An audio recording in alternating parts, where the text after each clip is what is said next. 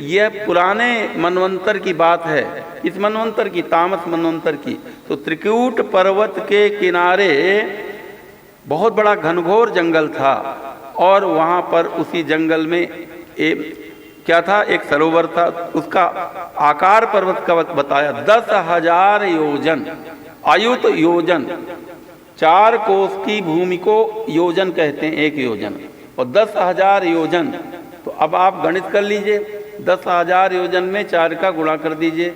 इतने कोस ऊंचा था वह पर्वत और उतना ही विस्तीर्ण था, उतना ही विस्तार था। और उसमें 3 प्रकार के श्रृंग थे, शिखर थे। वो समुद्र क्षीर सागर के बीच में पर्वत था। 3 तरफ से तो क्षीर सागर घेरे था, एक तरफ भूमि थी, भूमि में बहुत बहुत घनघोर सुंदर जंगल था, वन था। ऐसा पर्वत था। उसके 3 बड़े बड़े शिखर थे, छोटे मोटे शिखर तो बहुत थे। एक शिखर चांदी का बना हुआ था, दूसरा शिखर सोने का बना हुआ था, रौप्य, हिरण्य सोने का, और अयस, अयस माने लोहे का। इस प्रकार से बहुत बड़ा पर्वत था। उस पर्वत के उस वन में एक गजेंद्र निवास करता था, बड़ा मतवाला हाथी, संपूर्ण यूथों का स्वामी। तो सज्जनों, उसका वर्णन करते हुए कहते हैं, अभी बहुत विस्तार से वर्णन किया वन का, उसमें कौन कौन से पेड़ पौधे थे, सब था। लेकिन हम कथा को संक्षिप्त दृष्टि से ले चलना चाहते हैं। तो क्या हुआ, एक हाथी गजेंद्र था जिसका बहुत बड़ा यूथ था, बहुत सारे हाथी उसके यूथ में थे, हथनियाँ थी, कलब थे, कलब माने हाथी के बच्चे। तो सघर्म तप्तः करीबी करेण भीर मदच्युतो मदच्युत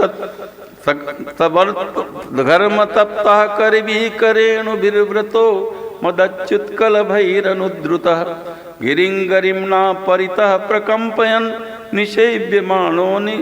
निषेव्यमानो लिकुलैर्मदाशनैः। इसके पहले एक शब्द पर हम आपका ध्यान देना चाहते हैं।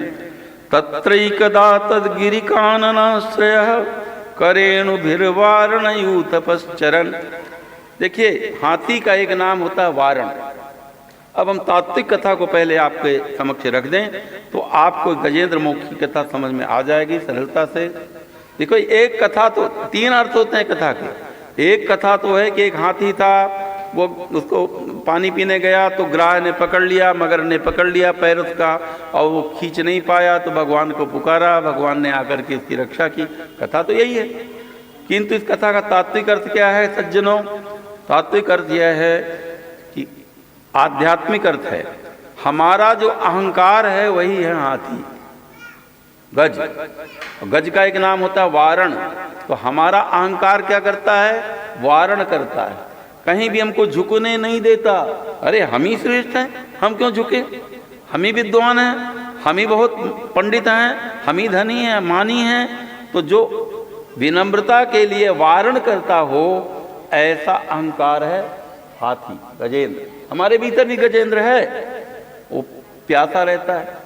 अहंकारी व्यक्ति चाहे जितना ही अपने को माने, अहंकार दिखाए, लेकिन उसे और चाहिए, और चाहिए, और चाहिए, प्यास लगी रहती। अभी इतना धन है, अथौ मया हतः शत्रुर हनिष्ये चापरा न पी। आज मेरे पास इतना धन है, कल इतना हो जाए, कल इतना हो जाए, ये प्यास लगी। वो प्यासा हुआ गजेंद्र। और वो पानी पीने कहाँ जाता है? पानी जहाँ नहीं है वहाँ पानी पीने जाता है, जहाँ तो उसकी तृप्ति नहीं होगी बल्कि फंस जाएगा वहाँ जाता है, तो सरोवर में जाता है। तो ये गजेंद्र कहाँ सब पानी पीने जाता है? मृग तृष्णा के जल में जाता है पानी पीने के लिए, जहाँ उसकी तृप्ति होनी ही नहीं है।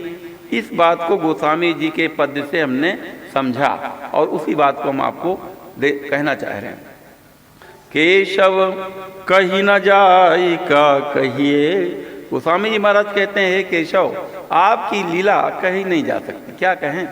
केशव कही न जाय का कहिए, देखत तब रचना विचित्र अति, समुझी मन ही मन रहिए।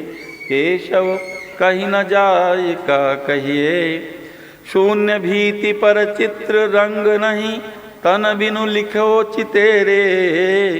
धोए मिटे न मरे भीति, दुख पाइए यह तनु हेरे। रवि कर नीर बसत अति दारुण, मकर रूप तेहि माही पाही।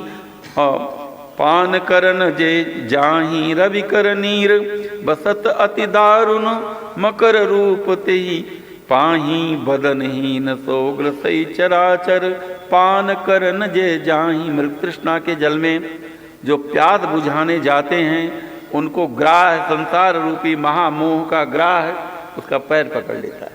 गजेंद्र हम मोह से छुटाने की, वह हमारा अहंकार मोह से छूटना चाहता है, लेकिन मोह इतना बलियान हो जाता है कि वह छूटने नहीं देता। अब हम कथा सुनाते हैं।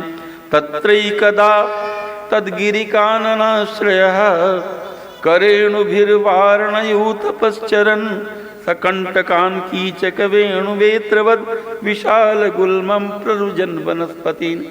उस मतवाले गजेंद्र को प्यास लगी तो अपने यूथ के साथ में सब पेड़ पौधों को रौंदता हुआ, संपूर्ण तृणवल्लियों को तोड़ता हुआ वह सरोवर के किनारे पानी पीने के लिए आया। वो बहुत बड़ा ही मतवाला मदचित गजराज था। उसके गंडस्थल से मस्तक के से मद की धाराएं चुआ करती थी। वह घर्म तप्त हो गया, धूप में व्याकुल हो गया था। तो करेणु भी अपनी करेणु कहते हैं हथनी और कलभों के साथ में वो सरोवर में घुसा और वहां